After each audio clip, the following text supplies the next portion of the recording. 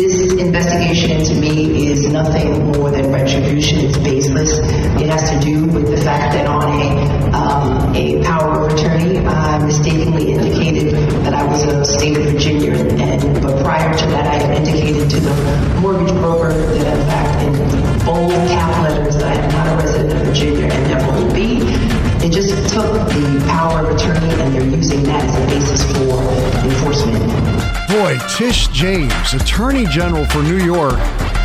I guess she doesn't watch Matlock.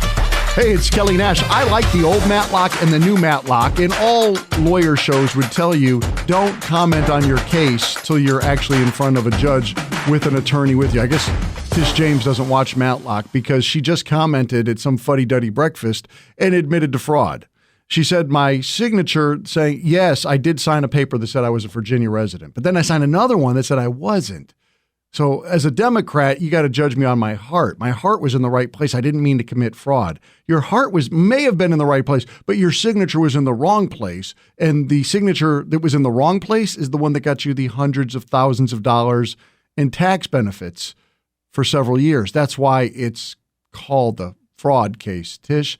That's not malicious. That's you actually did commit fraud and benefited from that.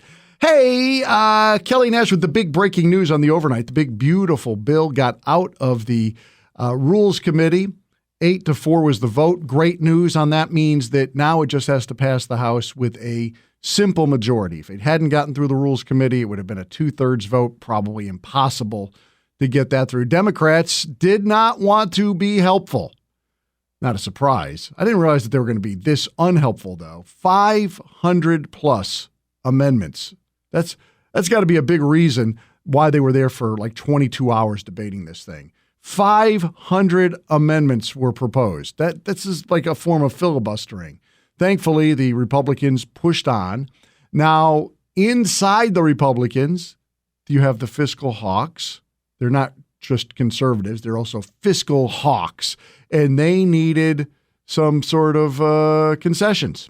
So I've studied through that. Now, this is hours and hours of testimony and those types of things. But here's what you need to know. If you're going to the office today and you're going to talk about the big, beautiful bill, some of the modifications included, the big one really is, in my opinion, the one that they got them on was the Medicaid, because they were so ticked off that this Medicaid thing is now being abused by healthy-bodied Americans who are just saying, I don't make enough money, so you've got to put me on Medicaid. Well, if you could work and you're not working, then you're not going to get the Medicaid. So if you're healthy-bodied, you need to go to work. And one of the stipulations that had to be changed in order to get the fiscal hawks on board was that the implementation of this had to be bumped back earlier. So originally it was going to be January of 2029. It's now December of 2026, so about 2 years earlier. And that will save billions of dollars in paying, basically just fraud. They're Tish Jamesing it, these people. Maybe not to the level she was, but they're still Tish Jamesing it. And so we're going to do that. Now, I know that the Democrats and even the media, which are the Democrats, I should point out, love to point out that or make the claim that this is just a massive tax cut for the millionaires and billionaires, and we can't afford it. It's going to add $3.8 trillion to our deficit. Why would we do this? Okay, here's the actual numbers, just so we're all clear. If you make under $100,000, you're going to get a 10 to 15% tax reduction. 15%. If you make between $100,000 and $200,000, you're going to get up to a 12% tax reduction. If you're over $1 million, you get a 3% tax reduction.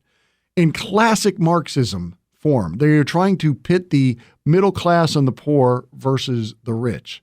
The rich are getting the smallest tax cut. Now, you can make an argument, and Trump has been open to the idea of removing any tax cuts for the rich and or possibly even adding their tax burden. But this is not a reason to hold it up.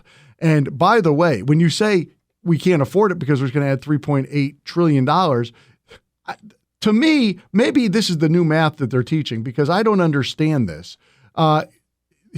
It says if you go and look at the proposals that it has been suggested that the $3.8 trillion could be partially offset by the $3.9 trillion in tax-specific offsets that had been used for clean energy. In other words, they were giving a $3.9 trillion tax cut to clean energy, green energy scam companies, and they're going to take that and they're going to give it to actual Americans who are working.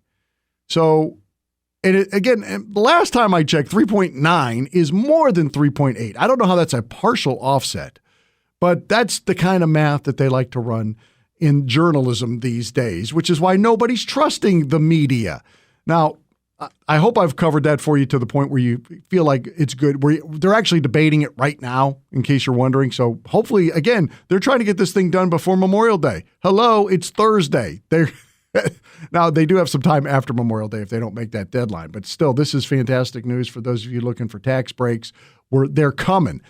Fiscal prosperity is returning to America.